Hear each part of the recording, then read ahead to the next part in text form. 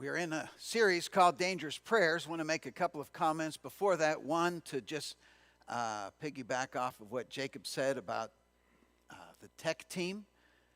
In the last months, certainly our tech capabilities have increased significantly with our live streaming, and the need for that has increased significantly. And so because of that, we have need for some more folks to join the team, and they're willing to train you so you don't have to know all of those things at the beginning, but would love for you to be a part of that. Also, want to lift up for prayer, ask you to be praying this week. Dave Clark, who normally is greeting everybody at the door, has had very serious back problems for the last several weeks, and he's having surgery Tuesday. So pray for Dave and his back surgery Tuesday. He's looking forward to relief from things. And so we've had a number of folks, surgeries had maybe been put off or whatever, June and into July, several surgeries. A couple of folks, they've gone according to plan. A couple of them have had some complications. And so just continue to pray when you think of an individual. In this service, Greg is here. He's had quite a challenge with the broken pelvis. Julie had hip replacement, and she's here. And so we're thankful for that progress there. Continue to pray for Shelley Masoner and Rick Smith, Ron Nation, and Jessica Myrick. Jessica's here, but some folks that have gone through some things in the last weeks. And no doubt I forgot Jeff Guth, forgot a person or two. But lift up Dave for Tuesday. Mark 14, would you please turn to Mark chapter 14? And in our series, Dangerous Prayers, it starts out, and we started the summer by saying, God, hear me. Would you hear my prayer from the pit, from the difficulty, from my hardship? Would you hear me? I don't want my prayers to bounce off the ceiling. I don't want to just go through the motions. God, I want you to hear me when I pray.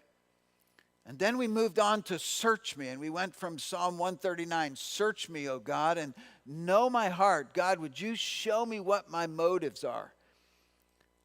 And then would you reveal my fears and anxieties to me so that I can see where I'm not trusting you? And then, God, would you show me what my sin is? Expose my sin. You can see why that's a dangerous prayer, because most of us spend our time covering up our sin. Last week, Caleb started us off with the dangerous prayer of, God, break me.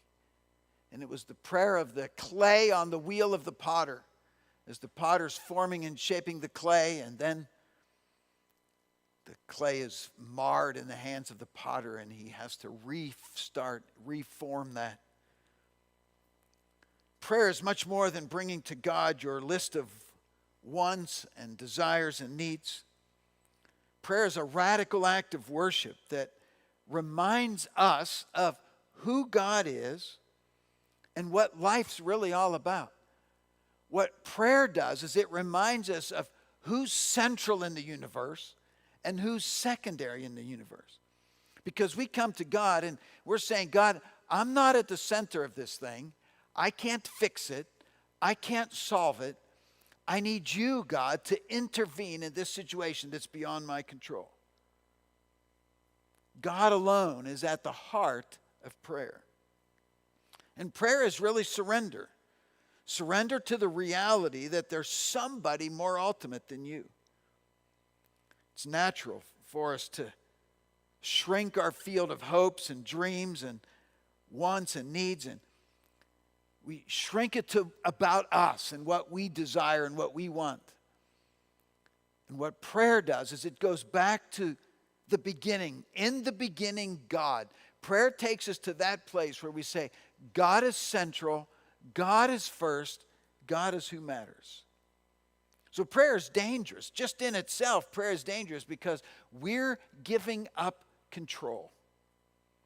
We're acknowledging someone else as ultimate, God himself. And so today's prayer, when we come to today's prayer, God, would you break me? Now that's dangerous. What kind of person prays for God to break them? Who prays this way? Now in Psalm 51 in verse 17, it tells us God's looking for people that have a broken and contrite heart. The sacrifices of God are a broken heart. A broken and contrite heart. These, O God, you will not despise. So if God's looking for that kind of heart, then maybe we could pray that way. God, bring my heart, put my heart in the place that you're looking for. Make my heart the kind of heart you're searching for. God, would you break my heart? Now, last week, Caleb introduced this topic. Today, we're going to look at two pictures of what that prayer would look like in a life. And next week, we're going to look at this topic of God, would you break me, by coming at it from the angle of those who have been broken by life's circumstances. And they come back to God and they say, God, I'm broken. This situation, this circumstance has broken me down.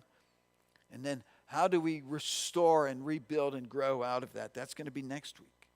But today, God, would you break me? Now, why would somebody pray this way? Then we'll get into Mark 14 and look at these two examples. One reason that a person would pray this way is that the patterns of sin and selfishness run so deep that this may be the only way that we get awakened. The sin may run so deep in our soul that until we're broken, maybe you've come to the place, there's some here that could maybe give testimony, that you got to the spot in your life where you said, God, I'm at the bottom. I'm broken. This consequence, wherever I'm at, a hospital room, a jail cell, a diagnosis, alone in your house, and you lost a relationship, you get to some point and you say, God, I'm broken. Whatever patterns of life that brought me here, I repent of those. I'm done. How many people have gotten to a point in their life where they said, if only I would have woken up sooner? Why wasn't I paying attention before? How did it come down to this? Why did it take this? And people close to them would say, you know, we were trying to tell you here and here and here. But our selfishness runs so deep that it takes an earth-shattering kind of moment. It was John Maxwell who said it like this: people change when they hurt enough that they have to change. When they learn enough they want to change, when they receive enough that they are able to change.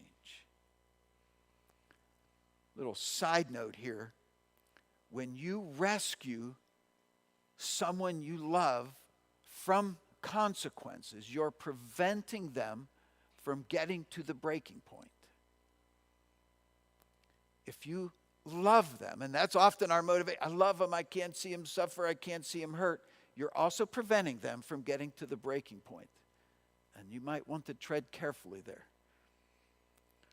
1 John 1 and verse 8 said, if we say that we have no sin, we deceive ourselves and the truth is not in us. So what if we began to pray, God, would you break me? Because there's sin in there. There's sinful patterns and habits in my life that run so deep. Would you bring those to mind?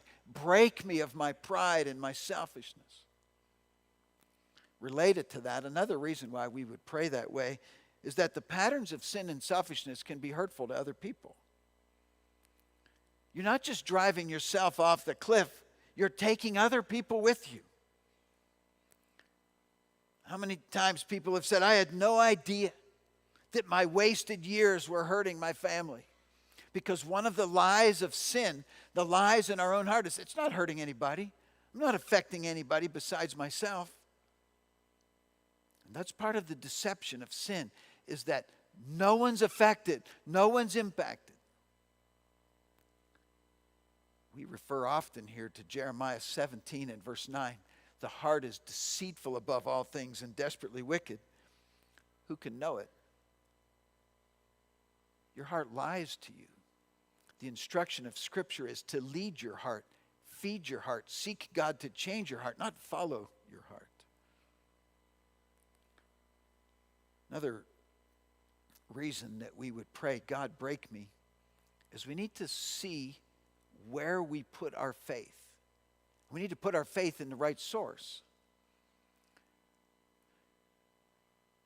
Because when we build our life on a person or status or what everybody thinks of us, then we're putting it in something that's ultimately going to disappoint. You build your life on anything other than God, and you will be let down. And so we need to pray, God, would you break me of my dependence on the opinions of others? Would you break me of my need for approval from other people? Would you break me of finding my value in money? Would you break me of finding my value in stuff? Would you break me of finding my value in things?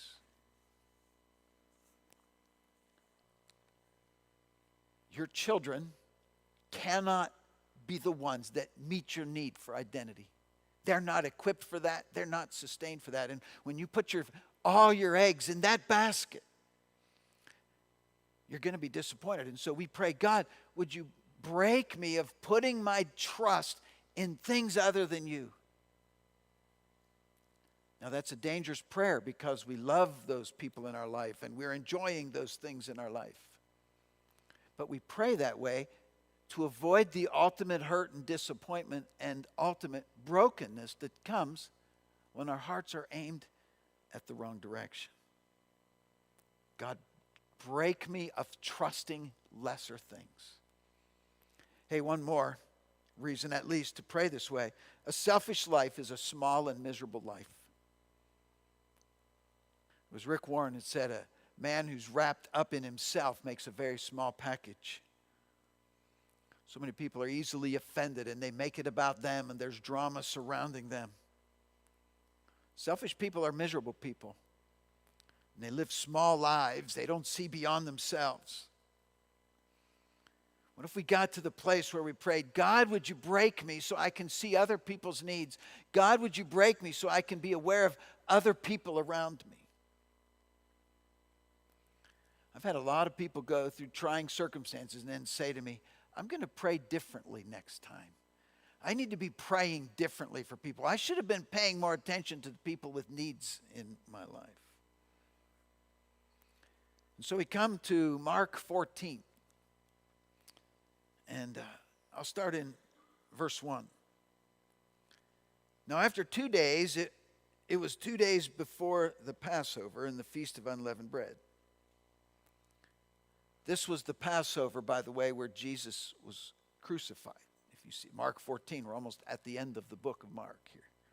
The chief priests and scribes sought how they might take him by trickery and put him to death. But they said, not during the feast, lest there be an uproar of the people. We could discuss those kinds of plots and schemes and sinister motives at length. But verse 3 gets to the story. And being in Bethany at the house of Simon the leper, as he sat at the table, a woman came having an alabaster flask of very costly oil of spikenard. Then she broke the flask and poured it on his head. But there were some who were indignant among themselves, and they said, why was this fragrant oil wasted? For it might have been sold for more than 300 denarii and given to the poor. And they criticized her sharply. But Jesus said, let her alone. Why do you trouble her? She's done a good work for me. For you have the poor with you always, and wherever you wish, you may do them good. But me you do not always have. She has done what she could. She has come beforehand to anoint my body for burial. Assuredly, I say to you that wherever this gospel is preached in the whole world, that this woman who has done this will also be told as a memorial to her. So here we have a woman and her perfume. And it takes place in Bethany. Bethany's right outside Jerusalem. And if you think of the triumphal entry of Jesus on Palm Sunday, and that was on Sunday, and then he was crucified at the end of that week, where did he stay? He spent that week in Bethany, and he would come into Jerusalem. He rode in on the donkey, for example. Other times he visited the temple and he cursed a fig tree and different things happened. But he would go back to Bethany, and that's where he spent the night. And so the scene that we have before us is him in Bethany, and he's at a particular home of Simon the leper. Now, the fact that there's a group of people at the home of Simon the leper means that he probably has been healed of his leprosy, but still carries the label, the reputation, Simon the leper. Still carries that with him. And a woman comes in there. The book of John, John's account of this tells us that it's Mary, of Mary, Martha, and Lazarus renown. So Mary comes in there, and she has this alabaster flask of very costly oil of spikenard. So I had to look a few things up here. Alabaster, a jar, I discovered is kind of a marble. It's a soft rock type substance, and there's a picture of an alabaster jar, and they would carve in there, and it would hold. It wasn't just pottery that held water. This was a very expensive container, and it contained very expensive contents, spikenard or pure nard. It comes from a plant that grows in northern India, up in the Himalaya region and Nepal, in that area. And we learn in verse 5, it might have been sold for more than 300 denarii. A day's wage in those days was 1 denarii. This was a year's wage that Mary poured on Jesus. Think about a year's wage and what you would do with it. What extravagance would you have? So she comes in there and she takes this perfume, and a couple thoughts ran through my mind. One, she broke the top off of that so that she could pour it out. You ladies with your perfume, and some of you guys wear the cologne, it kind of a drop or two, you spray the little spritzer there, on you, and it just a little bit, just a little dab will do you. And moms, you've taught your daughters, right? They come out of the room and no, you just needed 1 drop of that stuff. And you've maybe been around a person or two that nobody told them that 1 drop was all they needed. Somebody could have included them in long ago. Okay, so what do you think the room smelled like when she dumped this out? And the word poured, it fascinated me that whatever the trickle amount that came out of the jar was not fast enough for Mary. She wanted to pour it out. There's a verse in Romans 5 that says the love of God is poured out on us, and that word means dumped. It's not exactly the same Greek word, but I kept thinking of that. She broke it off because the little trickle, the way she normally wore that stuff, which would have been pretty rare, was way too slow. She breaks the top of it off and dumps it on Jesus. And do you think that odor filled the room? Oh my goodness. Now it was costly, a year's wages. In one moment, can you imagine if you took your year's wages and in one moment, one single act of extravagance, it was gone. Now you've probably bought something extravagant or done something extravagant, and you thought, well, I had to work 3 days for that, or that was a week's pay just went up in smoke, or I might as well have taken dollar bills and laid them out on the ground and lit them on fire. Whatever, you start thinking about the hourly cost, the daily cost, the monthly cost of whatever it is that you've purchased. So in this case, she breaks this bottle and she gives all of it. And it was criticized. There in verse 4, there were some that were indignant among themselves, and they said, why was this fragrant oil wasted? I've marked that word in my Bible, wasted. John's version of this account tells us which of the disciples was complaining about the waste of money here. Which of the 12 do you think would have been leading the criticism? It was, if you guessed Judas, then you would be right. And in John's gospel it says Judas kept the money bag, and he really was wishing they would have sold it. Then he would have had the money and been able to distribute it as he saw fit. Well, that wasted is a fascinating word. Because one man's trash is another man's treasure. So what somebody sees as a waste, somebody else sees as a great investment. Years ago, I collected baseball cards through the 70s. In fact, I had George Brett's rookie card.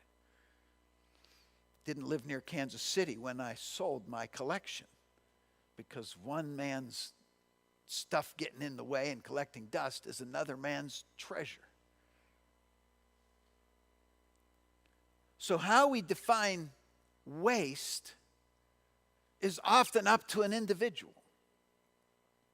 What this woman thought was an extravagant gift of worship, Judas thought was a waste. How do we find waste? John Piper wrote a book on this very subject called Don't Waste Your Life. And he based that book around a sermon, and he based that sermon around a story. And in that account, there were 2 retired nurses from his church that retired, and they moved to a mission field. And they weren't on that mission field very long before they were driving on a dangerous highway, and they plunged off the dangerous highway, and they were killed. And he had people say to him, wow, what a waste that they would, go and die in a foreign country and all of that. And he makes the point in there that that's not a waste if they gave their life to the Lord. And then he said, let me tell you what a waste is. And he holds up, because I saw the sermon years ago he gave at one of the early Passion conferences. He said, here's an article from Reader's Digest about a couple who retired, and they bought an RV, and they travel around collecting seashells. And he said, imagine that couple. Which would you rather be when you stand before God and enter eternity? The 2 nurses that were devoting their retirement years to the Lord, or the couple that was devoting their retirement years to collecting seashells? Imagine standing before God at the end of time. Here is my seashell collection. About this time, John Piper in his sermon was about shouting about who was wasting what. So I ask you, who was wasting what? We did hear an awesome phone back then, didn't we? We won't say who, but a certain hog hunter got up and left. The hogs were calling. What that was everybody in the room knows it, so we might as well say something about it. Because if I just continue like I never heard it, you all know I did. And I know you did, so we're just going to say it, get it over with, and go on.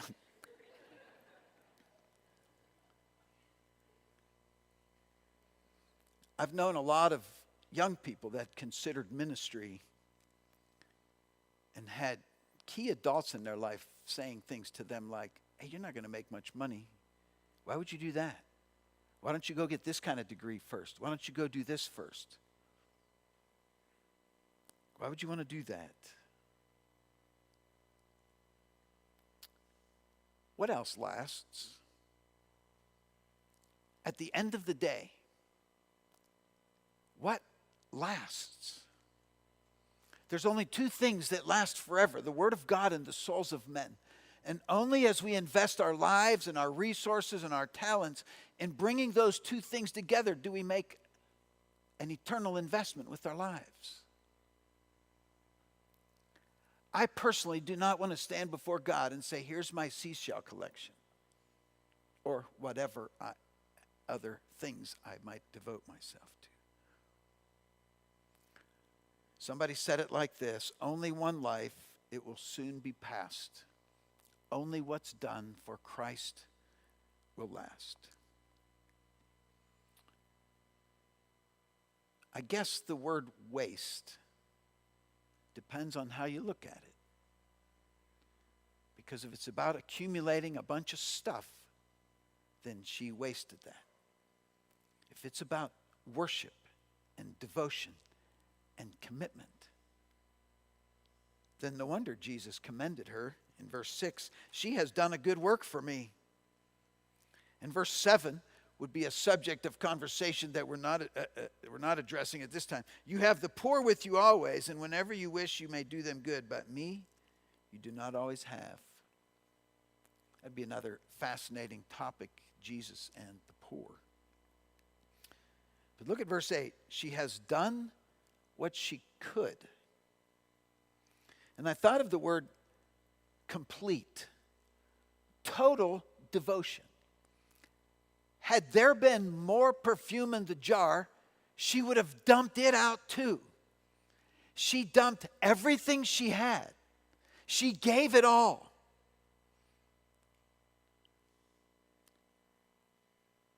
Why do we hesitate? Why do we hold back? I don't want to be like the fanatics. I don't want to be that crazy. I don't want to look like I've, gotten religion. Why do we hold back? What are we afraid of giving God every part of our lives? God, here's Sunday morning. That's it. Anything more than that, I would be getting pretty carried away. In fact, every Sunday morning would probably not really work out. Here's part of me. God, here's a tip on Sunday mornings financially. Why do we hold back when he calls us to tithe? Why do we hold back when he calls us to commit? 2 chapters earlier, in Mark chapter 12, Jesus commended a widow who dropped 2 coins in the offering basket, and they had a very tinkly one, so that you drop it in there, it was tinkle, everybody could hear, and if they drop in a lot, listen to the coins like they're rushing out of the slot machine. Listen, there it comes. I've never heard that. I've only heard some of my good friends have told me about it.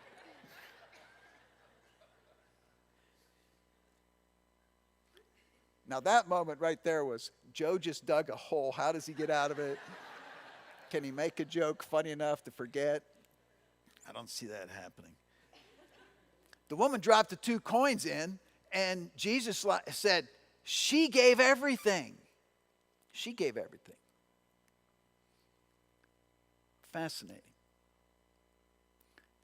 Listened to a book some months ago. It was about exercise, actually. The book was called Spark, and it was the benefits that exercise bring. And one of the stories in there was about a PE teacher, and the kids had to run a mile or 2 miles. I forget what it was. And man, I was always at the last.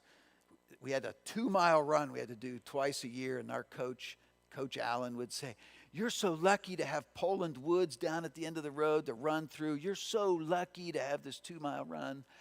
Don't die, don't die. That's how I was. And I'd come in like second to the last all the time. So this PE teacher, this girl comes in last place, and he's about to bust her for her effort. And then he acquires some heart rate monitors. And he puts a heart rate monitor on her, and it's over 180. Hers was higher than anybody in the class. She'd worked harder than anybody in the class, but came in last. That's why Jesus told that parable about the 5 talents, the 2 talents, and the 1 talent. It wasn't the amount of talents. It wasn't the speed of the run. It wasn't what place you came in. It was, did you give everything you had or not? And that PE teacher discovered that young lady in junior high gave more than anyone in the class. And Jesus pointed out that widow gave more than anybody in the room. And he was commending this woman for giving every drop. Why do we hold back? What are we afraid of? That's a curious question for me that I want us to answer. What keeps us from fully following God? God, would you break me of what other people think? Would you break me of the hold that things have on me? God, would you break me? I want you to have all of me.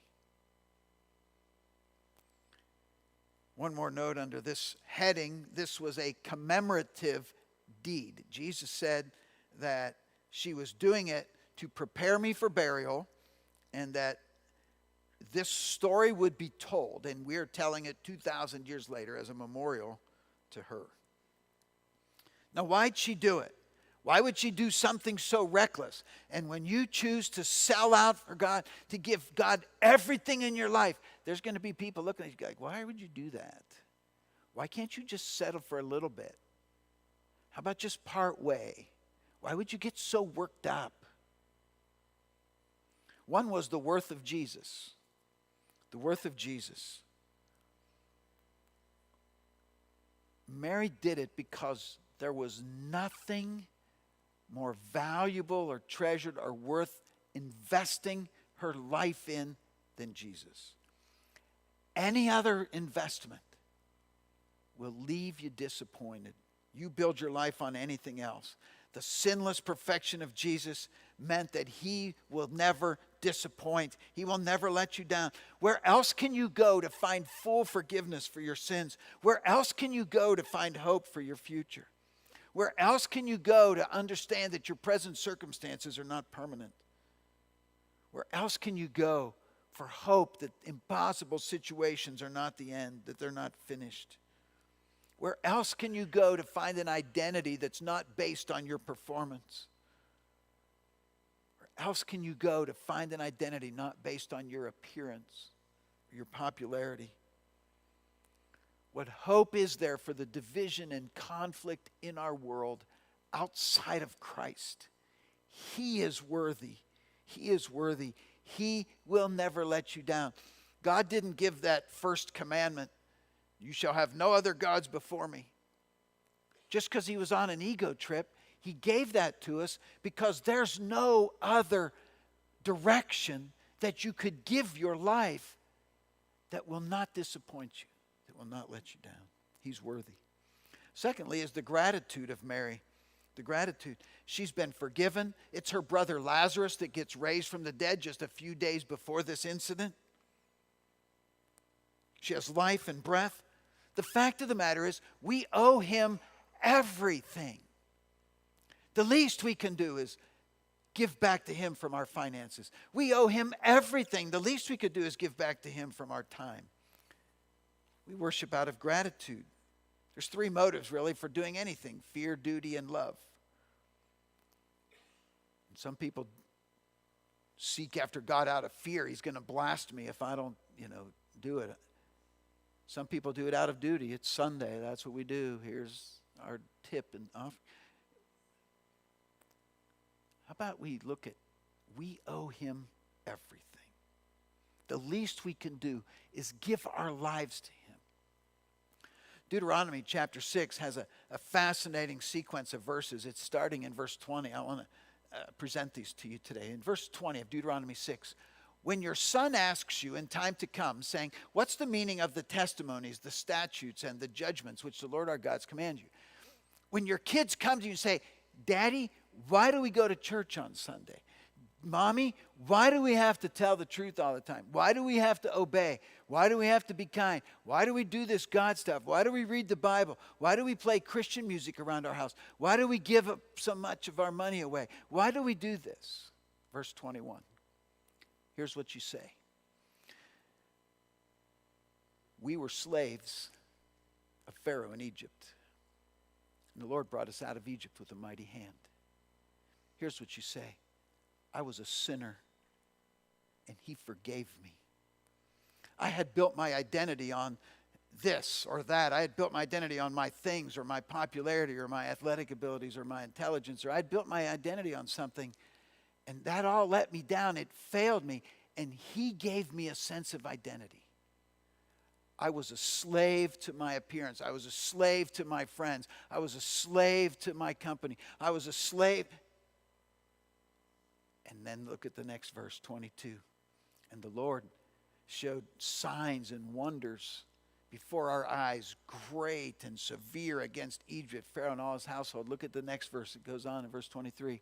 He brought us out from there that he might bring us in to give us the land of which he swore to our fathers. God brought me from this, and he brought me here. That's why we obey. It's not out of duty. We're not afraid of the lightning bolts. We're not afraid of the next electrical storm that it's going to get me. God, I was a slave, and he brought me out. Look at the last one in our sequence, verse 24. It says there, the Lord commanded us to observe all these statutes, to fear the Lord our God for our good always, that he might preserve us alive as it is this day. Not only do we owe him everything, the stuff he's asking us to do is for our good. Broken and spilled out. I owe him everything. The least I can do is give him my life. The least I can do is give him my abilities. She did it also out of preparation for burial. We commented on that. Jesus did. So here's the story. A woman and her perfume. And the challenge to us to give everything to him because we owe him everything. Same chapter. Few verses later. Verse 22. Couple days later.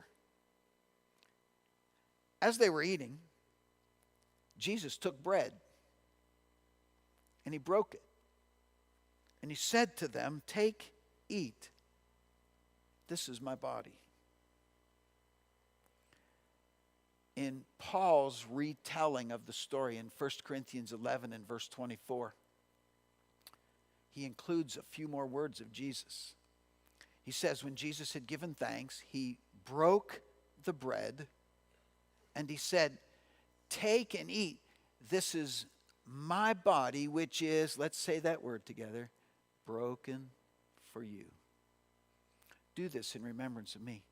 What Jesus said was, my body is about to be broken and spilled out for you. He gave everything to us. And we're like, hey, Sunday morning for an hour. Come on, God, total tithe? Are you serious? I got other stuff I got to pay for. He broke his body, beaten and spit on and all of that. Broken and spilled out. His sinless human life makes him qualified to pay the price for us. And he laid it down willingly for us.